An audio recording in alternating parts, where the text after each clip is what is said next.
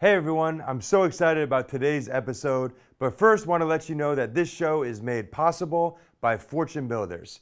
I also want to take a minute to invite you guys to an amazing opportunity to learn from some of the top experts in the real estate industry about how to get started in real estate or scale an existing business to the next level. Fortune Builders is hosting a one-day webinar to help you learn about real estate investing in today's market. So throughout the show, if you feel like you're ready to get started, go to fortunebuildershow.com to register. Again, that's fortunebuildershow.com to register. If you're watching on YouTube or Facebook, you'll find a link right below the show so you can get there that way as well. And please remember that the content of this show and every show is for educational purposes only. Myself or our guests are not going to be providing any legal, financial, or professional advice. If we share specific results, they are attributed to an individual or a business, and we can't guarantee the results will happen for you, those earnings or the income will match those figures. The bottom line is there's always risk when investing in real estate. You can make a lot of money or you can lose a lot of money, and it's hard work. But that doesn't mean we can't have fun doing it. So let's get into today's episode. From a team that has $1 billion in real estate investment experience. A show to help you learn the strategies and systems it takes to get started investing in real estate. This is the Fortune Builders Real Estate Investing Show.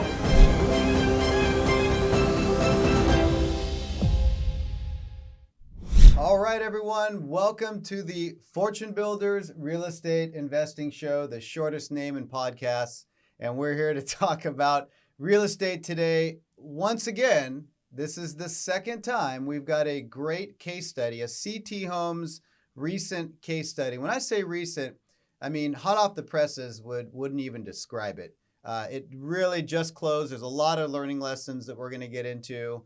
Got another great guest, Dan, Mr. Wright, right here in the studio with me. Dan, how right you doing? Here. Right, look at that. You're right here. You tied that in nicely. Thank you. I didn't even think about that. And we're going to cover this case study from top to bottom like we did a few weeks ago. Of course, as always, we got to talk about the word of the week. And the word of the week today is compaction. Not to be confused with compacted, because that can be what happens when you don't consume enough fiber in your diet. Ooh, yeah. Right? And wait, did you say compassion? I did not say compassion, Oh. so not to be confused with compassion, which is another important word, or compacted when you don't have enough fiber. We were talking last time about eating Del Taco and the hot sauces. You load up on those hot sauces, you can get compacted. Or the opposite. Or yeah, depending on your internal workings, it can go the other way. But we're not going to talk about hot sauce. We're not going to talk about being compacted. Or compassionate, although we will talk a little bit about that. The word of the week is compaction, and it's directly related to this particular case study that we're going to go through. So all joking aside, the definition of compaction, if you read it online, is the exertion of force on something so that it becomes more dense. Solid definition. It sounds like something your wife would do to you. It could be. Is she compacting you, JD? Could be. We'll talk about how it relates to this particular property, what we did in relationship to that, and how we affected the sale because of it. All of that on this week's show. So let's get into it.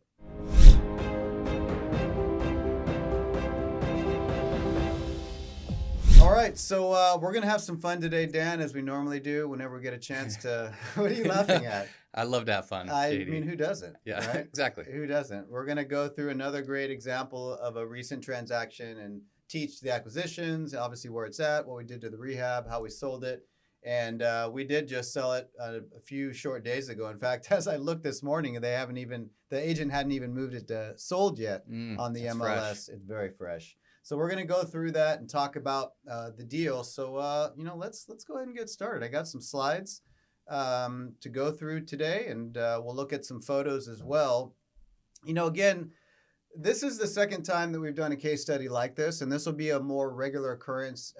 We're going to shoot for at least once a month and bring that value to you of what's going on in the market, what we did to this property. We don't often get surprised on properties, but this one actually did surprise us in terms of what it ended up selling for, even above and beyond what our market is dictating. Mm-hmm. And we'll talk about that when we get to it. But before we get to the sales side, we've certainly got to talk about how we bought it and where it's located and all that good stuff. So this particular property, it is a house. It looks like a barn or a shed or looks rough there, definitely. But these are the kinds of properties that we look for, where there's light or heavy value add in this case. They need work. They've been heavily lived in. There's a lot of reasons why people sell. I mean, there's financial reasons, there's situational reasons. Personally, there's situational reasons of the house. This had a little bit of all of that.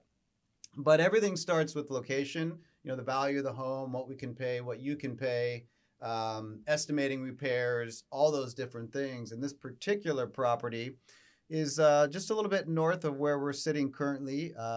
And it is in San Diego County, in an area of San Diego County, a town called San Marcos.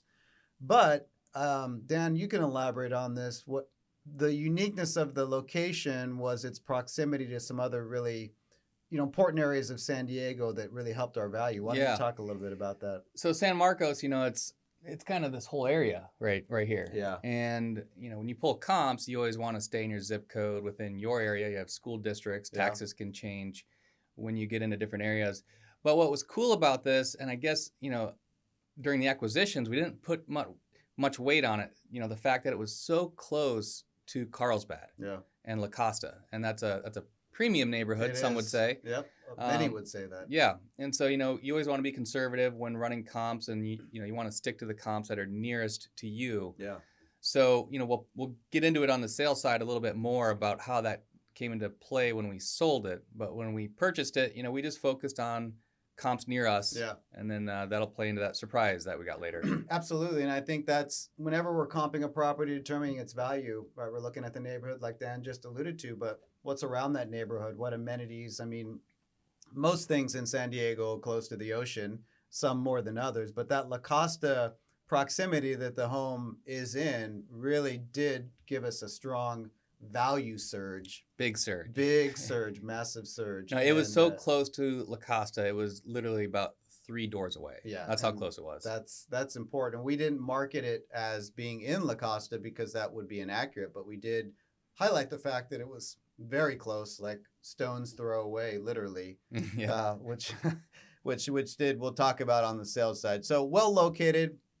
To say all that, really to point to the fact that it was well located in a desirable part of San Diego, and we've done plenty of transactions in San Marcos over the years, and it is it's a desirable area. There are it's affordable compared to what San Diego has to offer. I mean, as we sit here today, our median price point for all inventory is $915,000. Mm-hmm. That's attached and detached. Now that number, depending detached. That's detached, correct? Yeah, it's for all inventory attached and detached. It's $800,000, and those numbers might sound crazy to you depending on where you're listening or watching, but those are the numbers here. And San Marcos is a neighborhood or an area that offers quite a bit in and around that median range, which is a good thing because it appeals to a lot of buyers. Yeah, it's more inland, and you get a lot more land, which is a nice bonus. That's why a lot of people want to live there. Yeah, and this house had some of that extra land, which really appealed to a lot of people. We'll certainly show you some photos. So well located. We'll look at the numbers, and then Dan will dive into a deep dive into some of the conversations, negotiation strategy around how we ended up buying the home. But it wasn't on the market available to everyone. It was a pocket listing that an agent that we've done business with brought to our attention, and a few others as well, but primarily wanting to work with us. Correct me if I'm wrong on that side of it. We ended up starting at a contract price of $575, and because of some things that we'll talk about here in a moment, we needed to buy it at $555. We bought it in June of 2021. And we had an initial after repair value when we bought it last year in June of about $850,000. Now, that isn't necessarily what we sold it for. No, not even close. Not even close in this case. And we'll talk about, we've already kind of alluded to why, or part of the reason why. I mean, the market certainly helped, but we helped ourselves in the market by accentuating some things on the home. And we had initial renovation budget of $162,000. So those are the numbers. And Dan, why don't you break down a little bit about the negotiation and some of the unique things about the acquisition? Mm-hmm. So this seller, he was an older gentleman. I think he was single at the time. And so he wanted to downsize. You know, it wasn't a huge house. It was about 1,300 square feet, but he was a hoarder. He hoarded plants. Yeah, I mean, he had, I lost count after 8 greenhouses in back, which was interesting because, as we see later, it was a huge parcel of land and you really couldn't appreciate how big it was and the view that it had as well, because he had all these greenhouses and plants that were just overgrowing the property. So yeah, for the seller, he wanted, the house needed work. He had a lot of possessions. That's very kind of you. Yes. A lot of possessions, and that's true. Yeah. There you go. That gives you a little scene of what was going on behind the house. He was moving out of state, and so he wanted flexibility with closing because he wasn't sure exactly when he'd be able to move, how long it would take him to pack up whatever he was taking. I think he ended up getting 3 pods delivered. Jeez. And he easily filled those up. So, when the agent called us, that's what he told us. Yeah. My seller needs flexibility. He wants top dollar. He wants cash. It's hard to get top dollar and cash. It's usually one or the other, but we always do the best we can. So yeah, he told us that the seller wanted $600,000. We didn't buy it from Santa Claus, did we? Isn't Santa Claus always involved? I guess in some way, shape, or form. That I forgot that he was. Let's see, homes with. Oh, so he does. What did they do for the holiday spirit there? Look at the license plate. Me Claus. Wow. Yeah. Sorry to cut you off there. I just thought that was a unique. That is unique. Unique photo. But before you go on, that is not an uncommon scenario that we hear. Someone wants flexibility, obviously top dollar. Who doesn't when they're selling their home? They're doing, there was a situational thing where he was moving out of state, but didn't know when, of course, and I'm going to assume also probably didn't want a ton of people going through his home. Yeah. Last summer was still, we're in the thick of COVID, not wanting people through. He did have health issues that played into it. And yeah, with the hoarding situations, we all know that they can be embarrassed by that situation. And so there you go. You can kind of see in the pictures, there's some cracks in the walls. So, there was evidence of potential foundation issues. Okay. So the way it worked was the agent called Kevin on our team, Beefcake, as he's known in the office. He's known.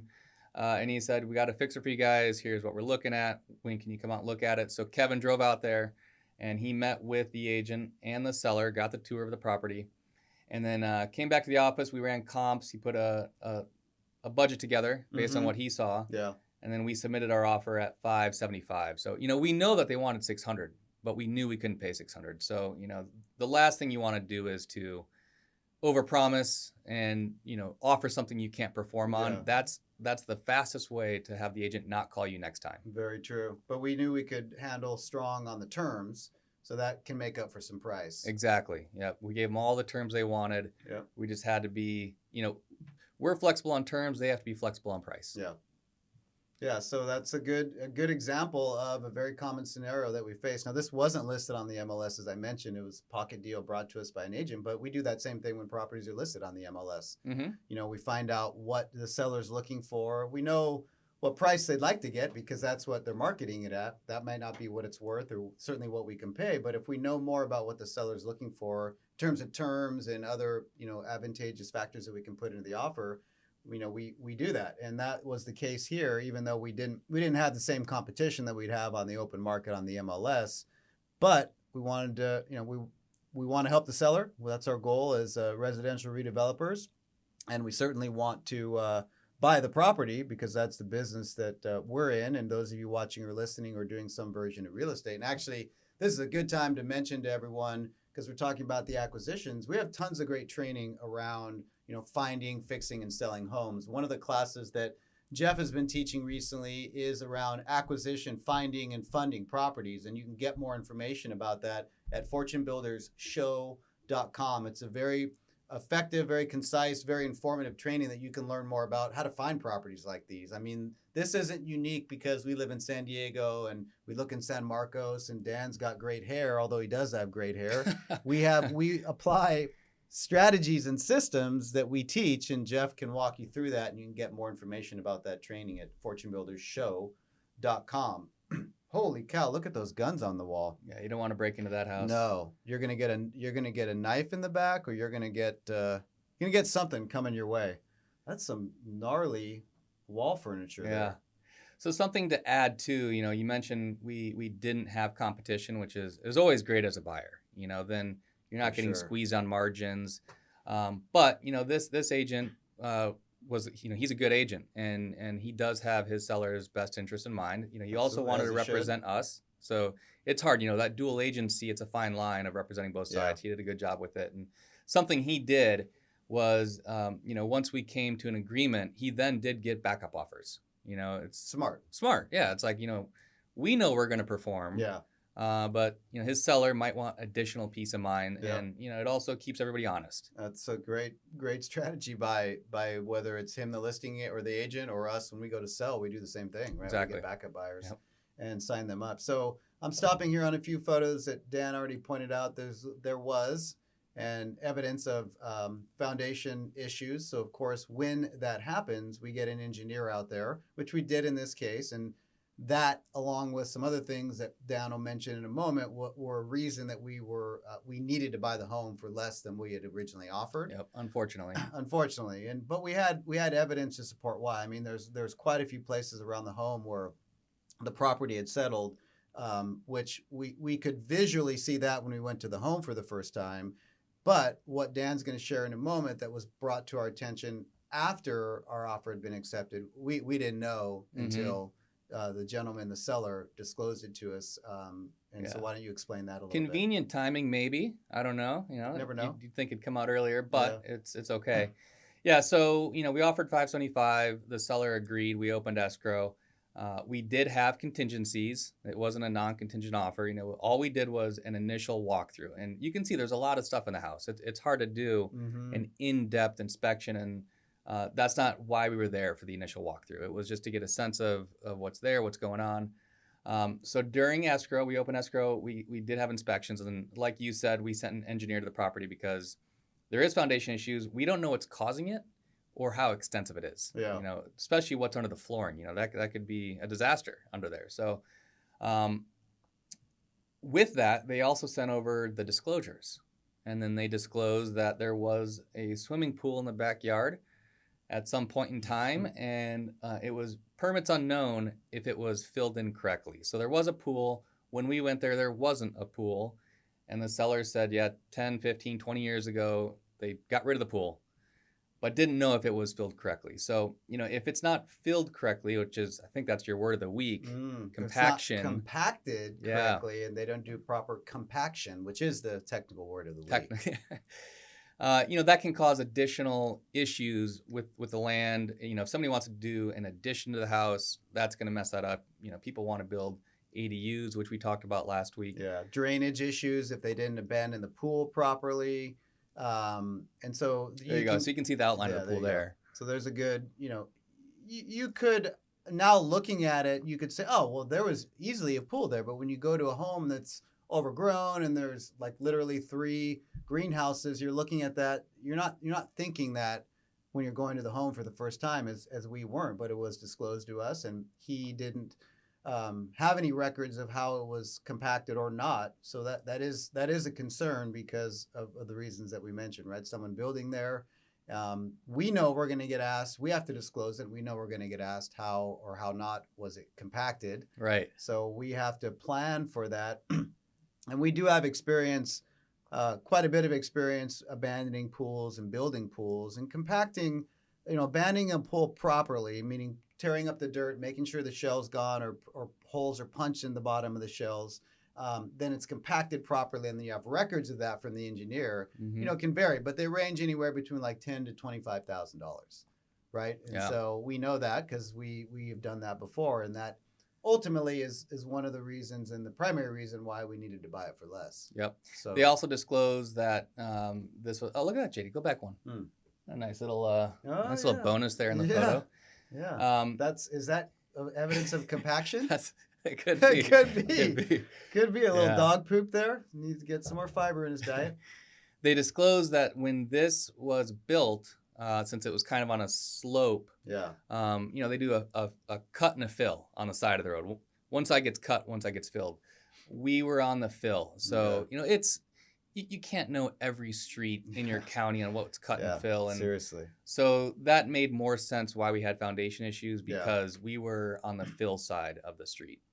Yeah, so that's important information, and when you hear something like that or see evidence of foundation issues, getting an engineer out there is the right thing to do. I mean, we've renovated thousands of homes and we've dealt with not everything, but a lot of foundational issues. But even when we suspect something like we do here, we bring out a professional, because we're not the ones that are going to write the report or monitor the compaction, which is, of course, the word of the week. And that's what we had to do here.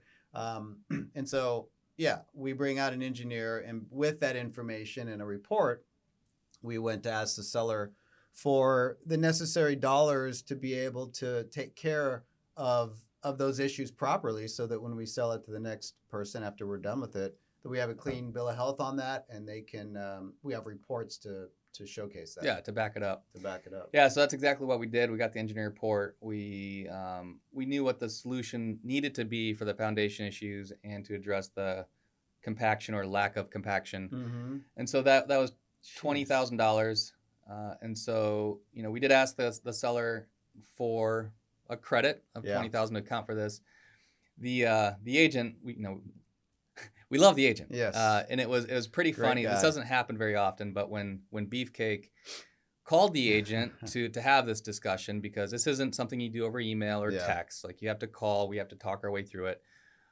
He went ahead and paused the phone call and merged in the seller. And so then Beefcake got to do a classic reduction call with the seller on the other phone. Yeah, you're right. It doesn't happen often, but as we know, it can be very beneficial in most cases if you know how to communicate and learn how to communicate when you're talking directly to the decision maker. Mm-hmm. And so I didn't hear that call, and I'm sure it didn't hurt. It helped, actually. It helped. Yeah. The seller got to hear directly from us, and he had the reports to back it up. Yeah. And so, they did have higher backup offers. They had the right to go in that direction too. So but they didn't. They knew if it was an issue for us, it'd be an issue for the next guy too.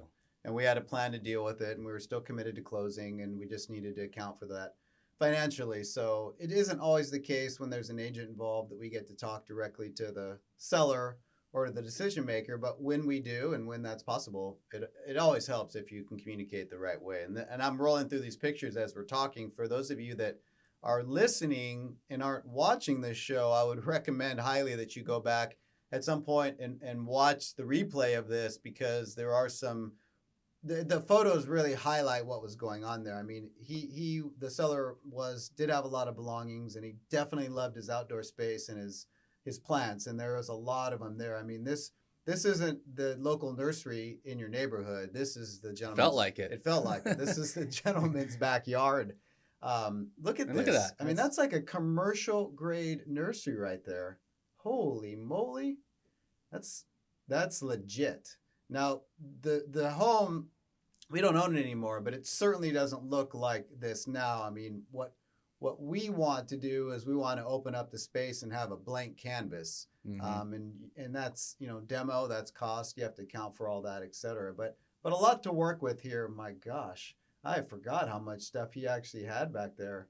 But this gives you an idea and a flavor of the home and what we were dealing with when we bought the home. So that's, those of you that are watching are seeing those, and those of you that are listening really should go back and get yourself on the replay of it, because it'll show you it'll show you what we're talking about. Anything else on the acquisition side, Dan, before we discuss the renovation plan? So yeah, after they agreed to the credit of 20,000, at that point it was just smooth sailing, and we told the seller we'll close whenever you're ready. And I think it took him about another month until he was Get everything, buttoned up and out. cleaned out. And as far as the house goes, it was a 2-bedroom house on tax records. All the comps showed we needed 3 bedrooms there. Yep.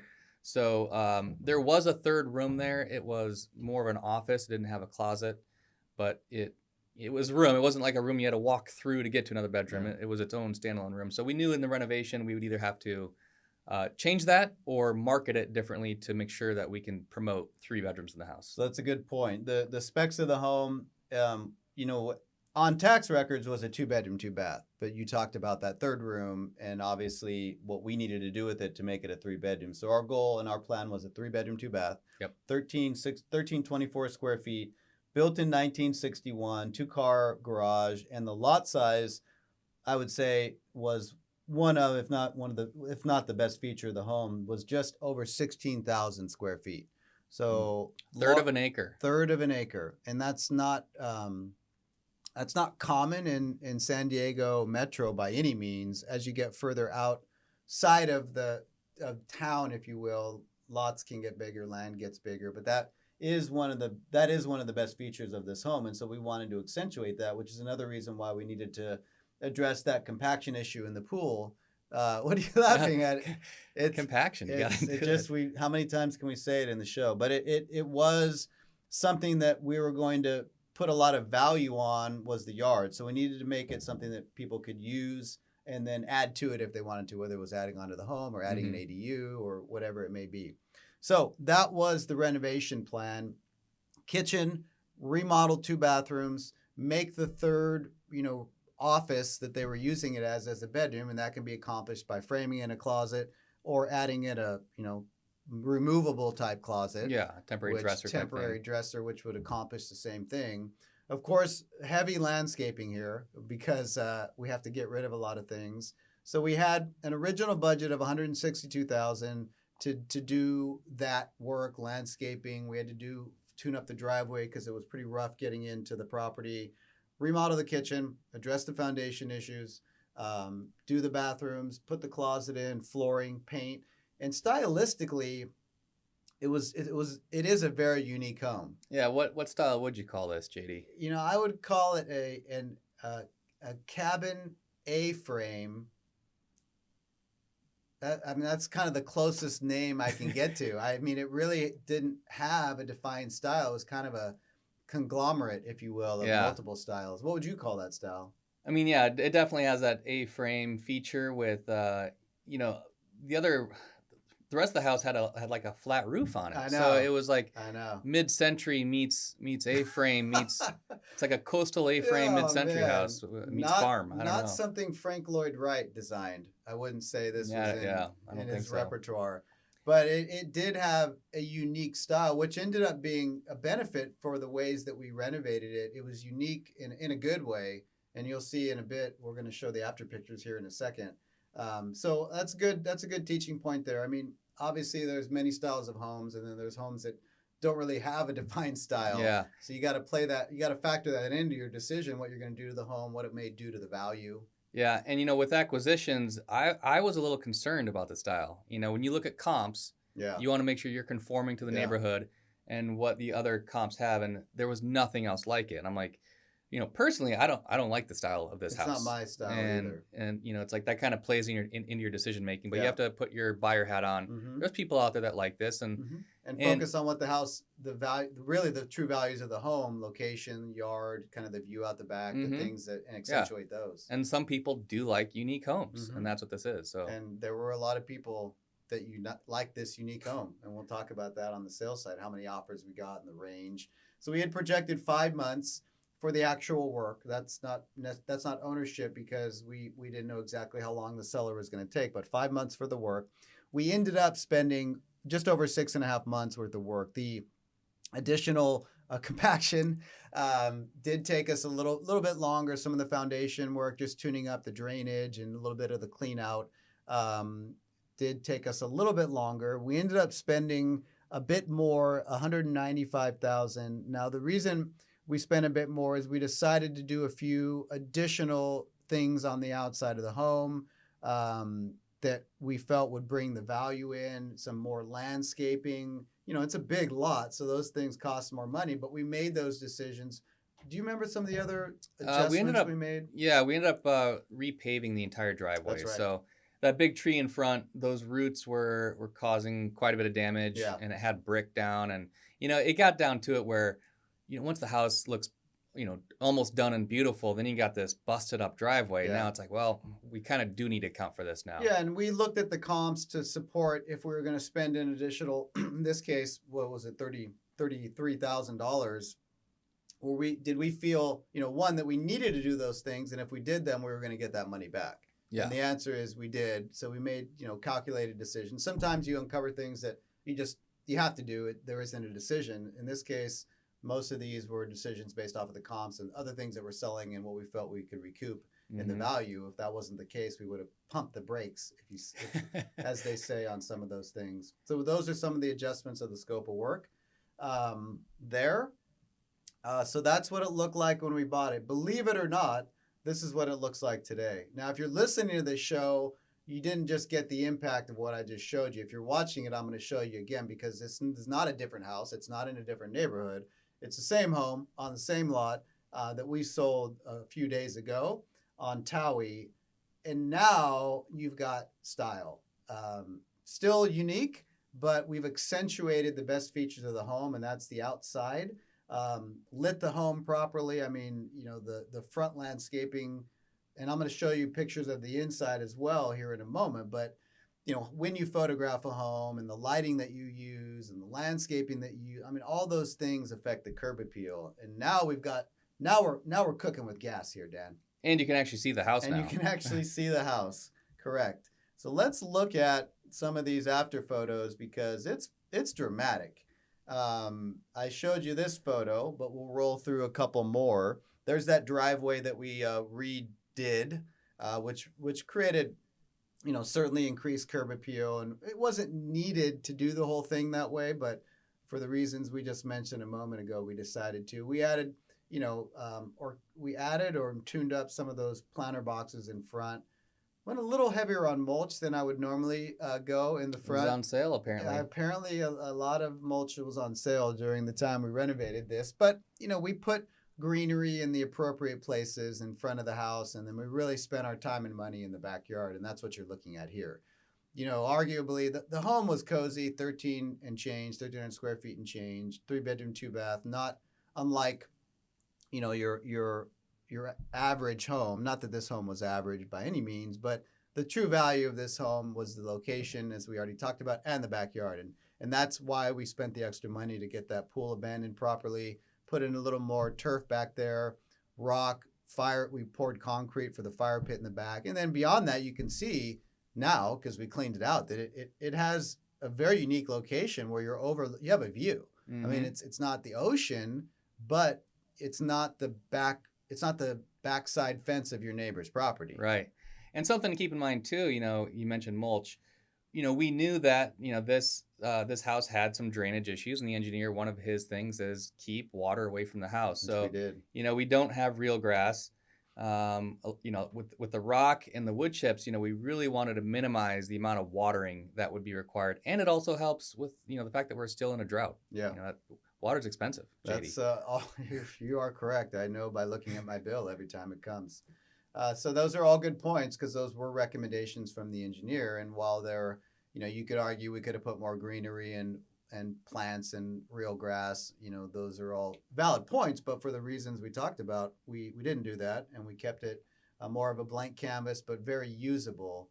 And these are just good shots to look at, because we're going to go inside in the home. It's special inside. It's nice, but the reason that this home commanded the attention it did, and the amount of offers and the price that we'll talk about here in a moment, is because of what you're looking at right there. If you're not looking at that, you're listening, this is a view of what you see if you're sitting around your fire pit in your backyard, which is really cool. I mean, it's like an open.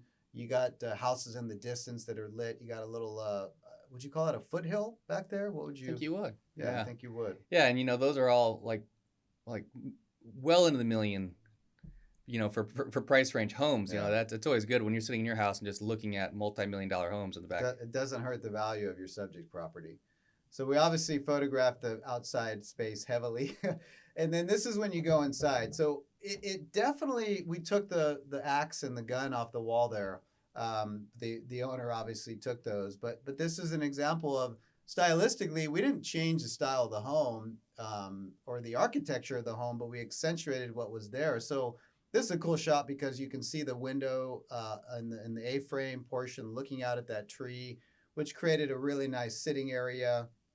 And we turned the unique, overgrown, kind of odd, can't see the house into a unique, not overgrown, wow, we've got some cool stuff to look at. Mm-hmm. Fireplace and cool little cozy living room there. Got your slider to the backyard.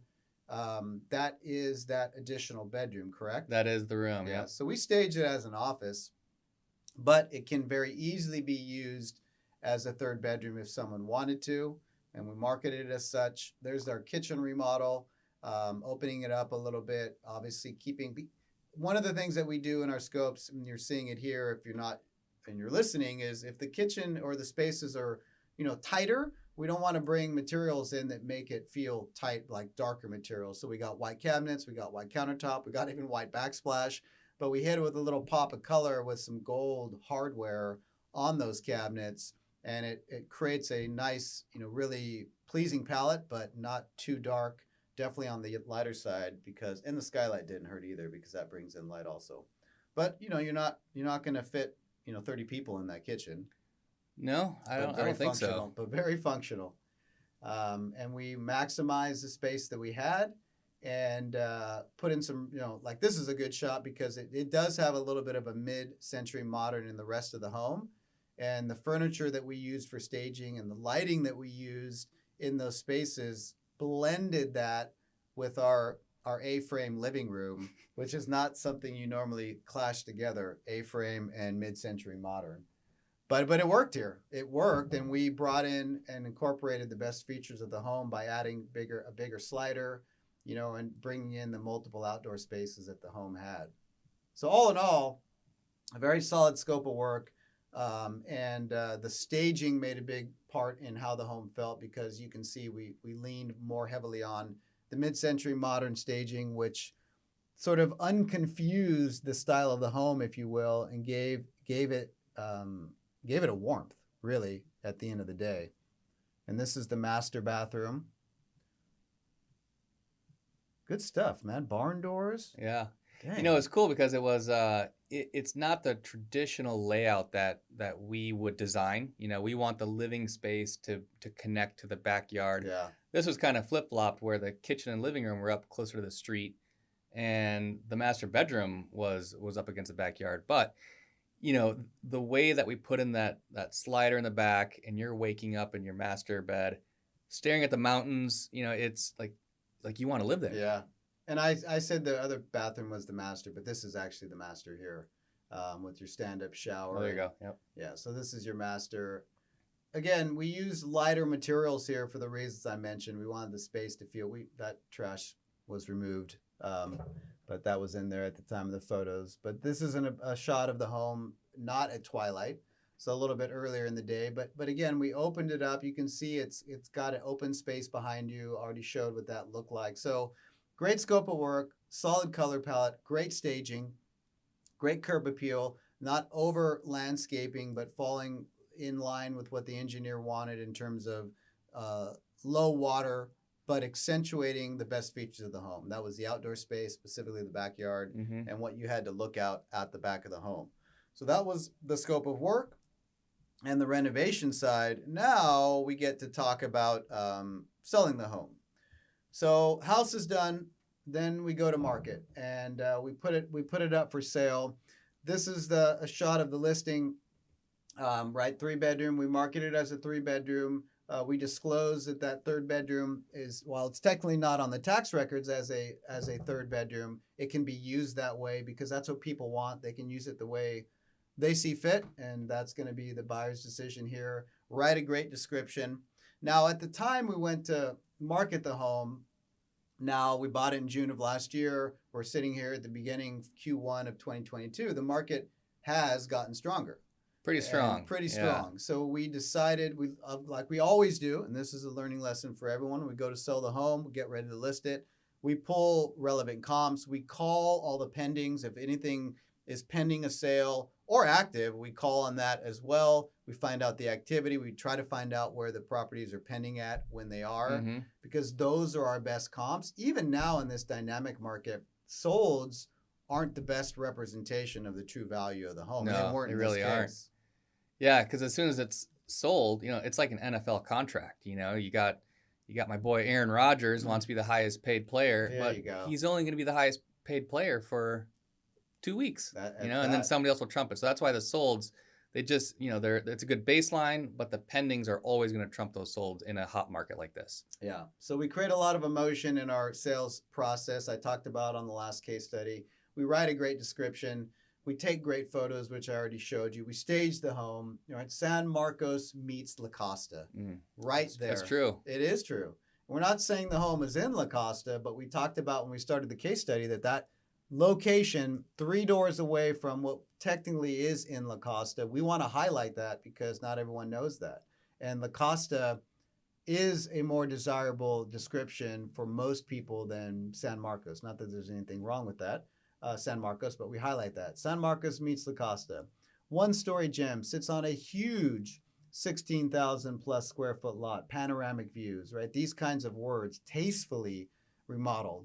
This home has the perfect balance of charm and sophistication. Sure does. Rather than saying this home has a interesting A-frame meets mid-century modern, right? Charm and sophistication, a little play on words. We're not exaggerating. We're just accentuating properly. Relax in your expansive backyard overlooking lush hillside. Entertain family and friends. Light, bright courtyard. Offer your custom kitchen. Captivating property. Offers perfect opportunity for ADU, accessory dwelling unit. On-site RV parking, right? No Melrose, which is a fee that some people pay in certain neighborhoods.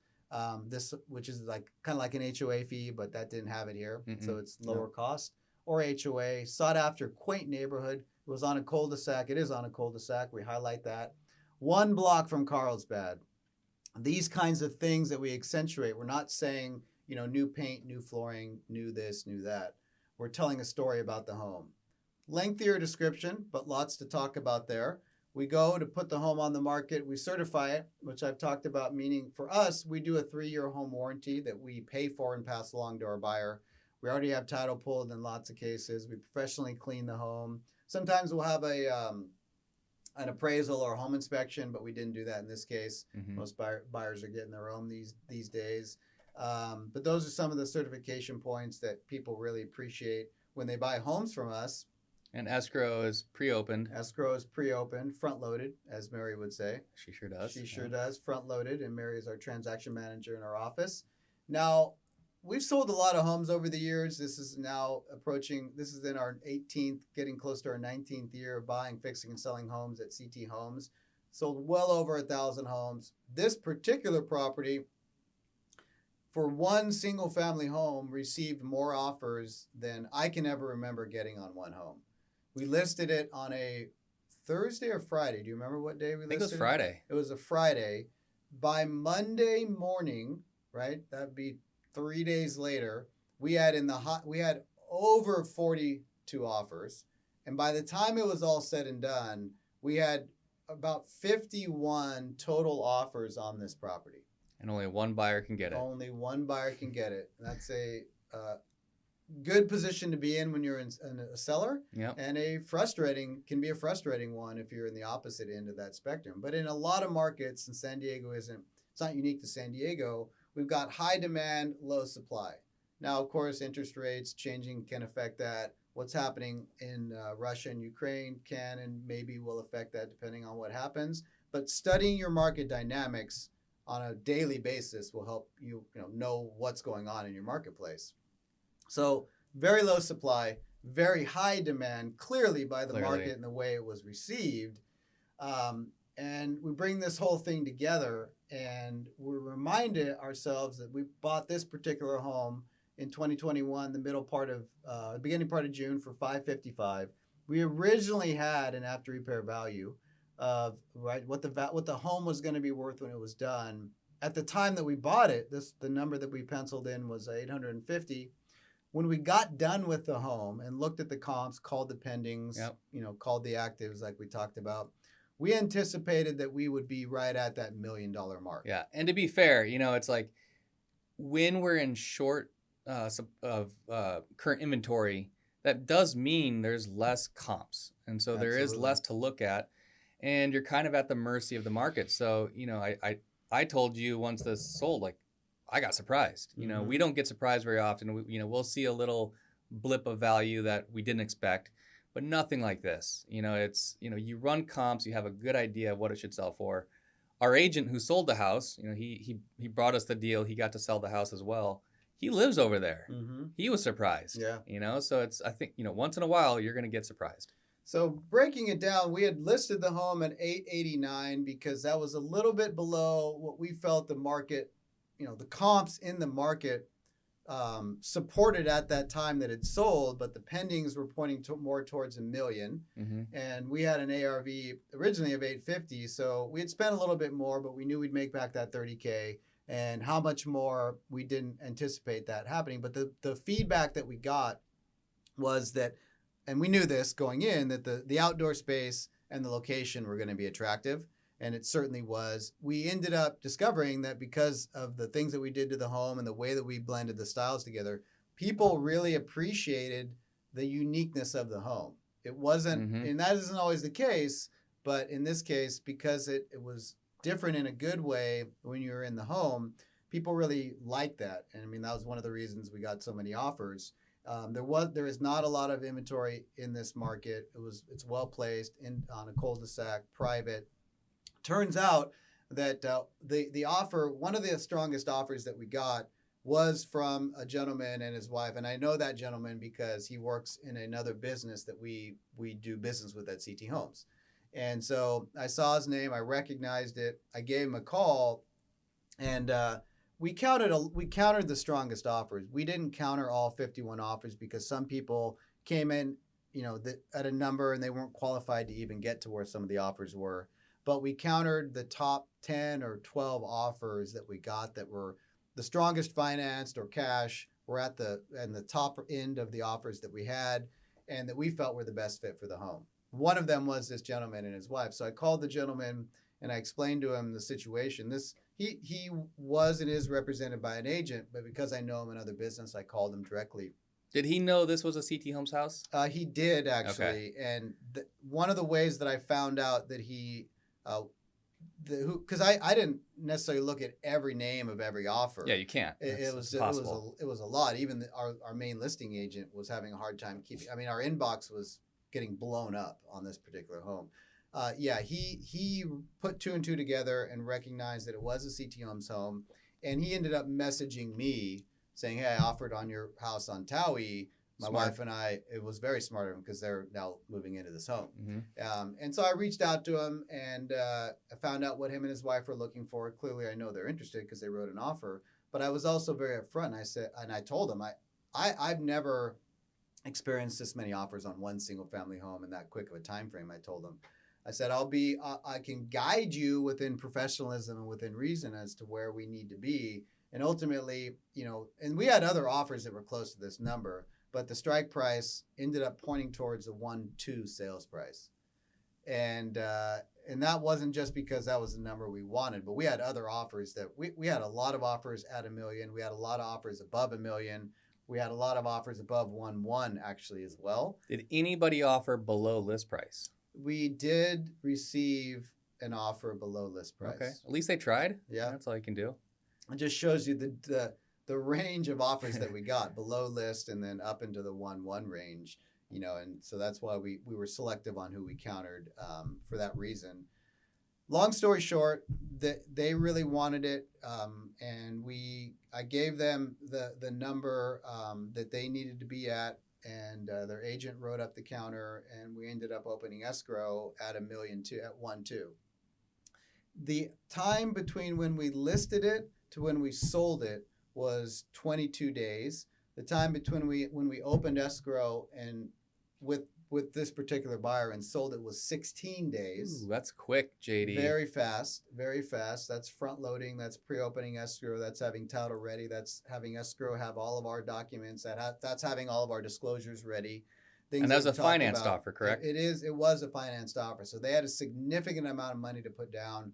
They had the ability to put down up to 40 or 50%. They didn't want to do that if Right. they didn't have to, but there was some variance that they could play with if for some reason the property didn't appraise, and we had that conversation up front. They waived their appraisal. The home actually ended up appraising, Mm-hmm. which was a good situation for them because they didn't need to put more money down or come to the table with more money. And we closed it out with them in 16 days, which is not a record, but it's a fast closing for a financed offer. But they were well qualified. We vetted that out up front. And we closed this particular home on the middle of March 11th to be exact. It's so fresh that we haven't even closed out all the numbers on the property yet. But if you put in what we spent, how long we held it, financing costs, and I put that in there actually as well. These aren't final numbers, but estimated financing costs of just above $30,000. We'll have transactional costs, closing costs, utilities, insurance, commission, those kinds of things, upwards of $50,000. And you close everything out. We have an estimated profit of over $300,000 on this one transaction. It's pretty good. It's not a bad day at the office. It's certainly not the norm, and I know it's not the norm here. It's not the norm where you're listening or watching, and no guarantees that we ever make any money on the properties that we buy, fix, and sell. But if you follow sound fundamentals and you study your market, you put together a proper scope of work, you buy the property right, you analyze it correctly, you put yourself in a position to make money. This exceeded our expectations. We weren't expecting to make over $300,000. We were expecting to make much less, but when you follow your other KPIs and you spend what you're supposed to spend or calculated when you spend more, put yourself in a position to make money, projected money. And if the market goes up substantially, as it is in a lot of cases, put yourself in a position to make more. Yeah, just a little icing on the cake. A little icing on the cake, cherry on top, as they say, is another good analogy. So, and what's good is, we talked about getting surprised, which I don't like getting surprised. I don't know if you like getting surprised. Not when it comes to real estate transactions. But, we're talking about a case study here, and we have internal case studies too, like learning lessons. Like, we, throughout the whole time, we made calculated decisions. Should we spend more to make more? Correct. Yes. We're looking at comps.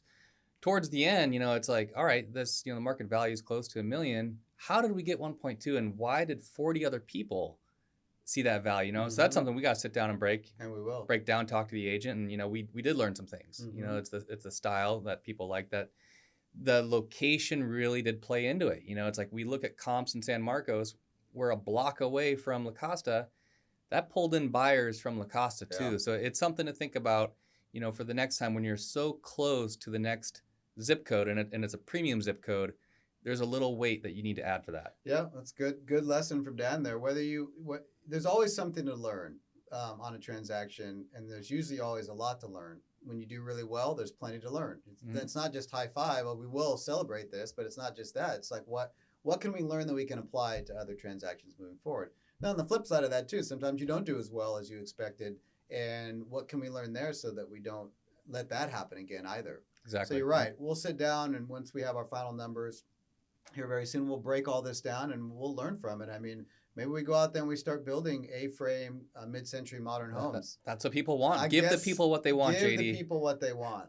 But I mean, there's a lot of learning lessons here from the pool scenario that we talked about, from how we marketed it, how we negotiated the purchase, the terms that we offered to the seller, how we adjusted the scope of work. The way that, as it turned out, I actually knew a couple of the buyers that offered, but that we look for the perfect buyer that has a strong agent, that's well qualified, how we market it, the photos that we take, the staging that we use, the things that we've been talking about on these case studies. There's a lot that can apply to whatever transactions you're working on or getting ready to work on. You may not find yourself in a position to work on the coveted A-frame mid-century modern home like Towie was, but the learning lessons are there. And that's why these case studies become really valuable. As you pull 1, 2, 3 nuggets out and you apply them to your own transaction, you can save time, hopefully make more money, put yourself in a stronger position on subsequent transactions. So that's the Towie Street San Marcos case study. Dan, any final thoughts on this particular transaction? I think we covered it pretty well. There's a lot to learn there. So hopefully everybody listening took down some good notes. Yeah, if you didn't, you should go back and listen and take more notes. Or if you're listening and not watching, again, I'd recommend you watch this one because there's some great photos that'll showcase the scope of work dynamics that we talked about that really won't come out in just looking at the photos. We're certainly going to do this again. Like I said, we're going to shoot for once a month. We're 2 for 2 here. So that's a good start here. We're going to keep it going and continue to break down unique examples of properties that we buy, fix, and sell at CT Homes. Dan, thanks for joining me. Always a pleasure to have you. Thank you for having me, JD. I appreciate you joining and dropping some knowledge. All of you, I appreciate you watching, listening, supporting the show. Give us some love on social media and tell us what you like, what you want to hear more about. We certainly appreciate that feedback. Ladies and gentlemen, all of you watching and listening, we'll see you on the next podcast.